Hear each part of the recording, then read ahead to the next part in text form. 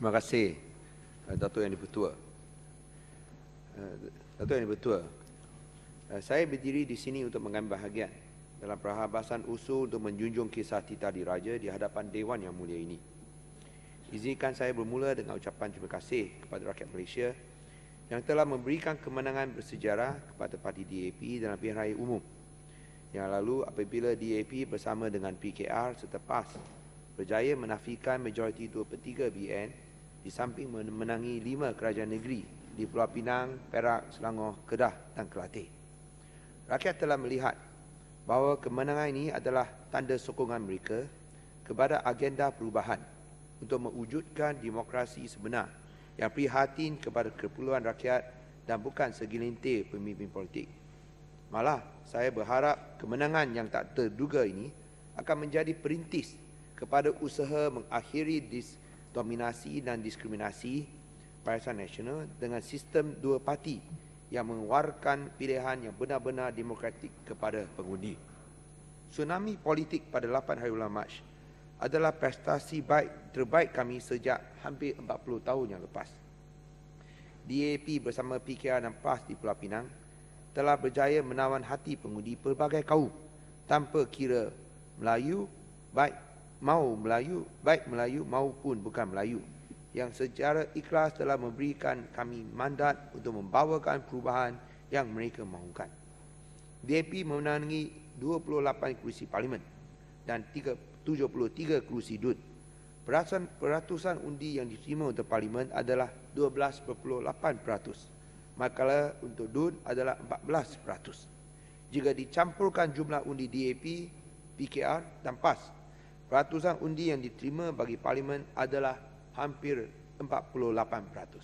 Dan untuk Semenanjung, boleh dikira kami adalah parti majoriti di Semenanjung Malaysia. Undi ini datang dari semua lapisan kaum. Dan begitu juga di peringkat DUN. Kalau kita lihat parti-parti yang menyokong PR di Pulau Pinang adalah sampai 60%. Di Selangor 57%.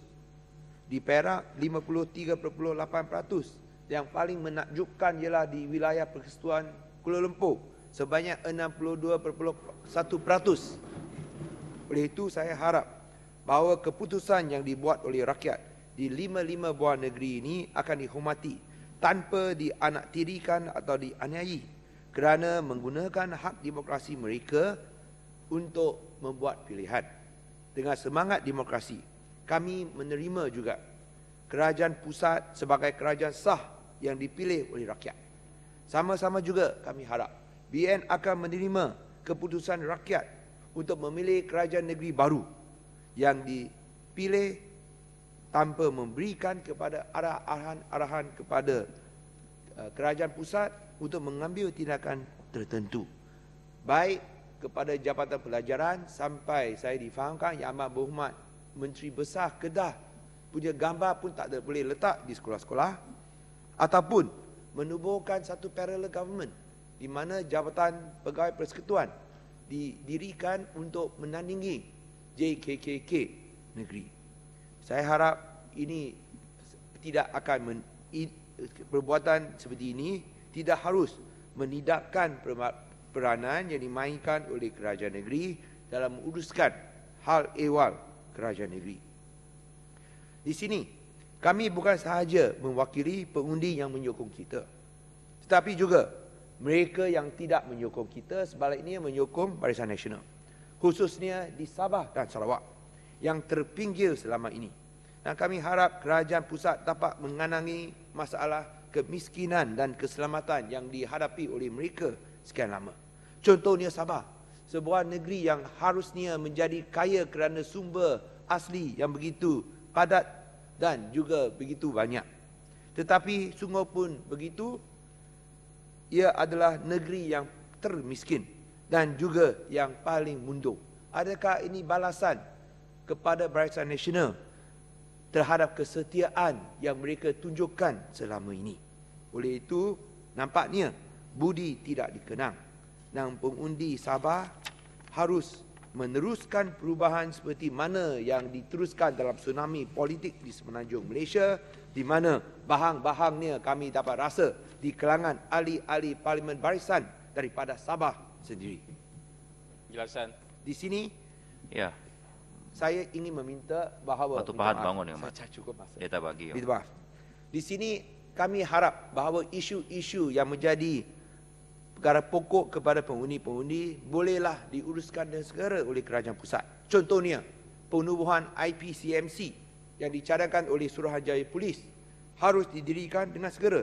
Yang kedua, undang-undang yang melanggari dan mencabuli hak asasi manusia, baik ISA, OSA ataupun Akta Hasutan, ia mesti dihapuskan dengan segera. Dan yang penting sekali ialah PPPA, iaitu Akta Mesin Cetak dan juga penerbitan yang mengongkong kebebasan akhbar. Ia juga harus dimasukkan dengan segera.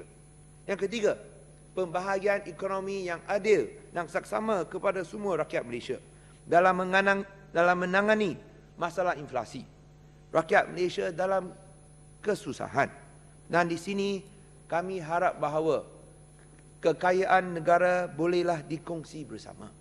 Saya tidak faham mengapakah keuntungan yang dikecapi oleh Petronas selama ini masih dikawal dan dimiliki oleh satu syarikat sahaja. Sudah sampai masanya bahawa kekayaan ini boleh dikongsi bersama dengan rakyat, khususnya rakyat miskin, supaya sekurang-kurangnya sedikit sebanyak dapat mengurangkan beban inflasi yang dihadapi oleh semua. Kalau 80 bilion ringgit yang diuntung oleh Petronas setiap tahun, kita hanya tuntut separuh saja, bukan segalanya. 40 bilion ringgit dibagikan kepada orang miskin, bukanlah lebih, bukanlah melampau. Hanya sebuah keluarga 6,000 ringgit setahun saja. Bukankah ini sesuatu yang dapat menunjukkan kasih sayang, keprihatinan dan juga bahawa kerajaan Malaysia adalah milikan rakyat dan bukanlah milikan 1-2 orang.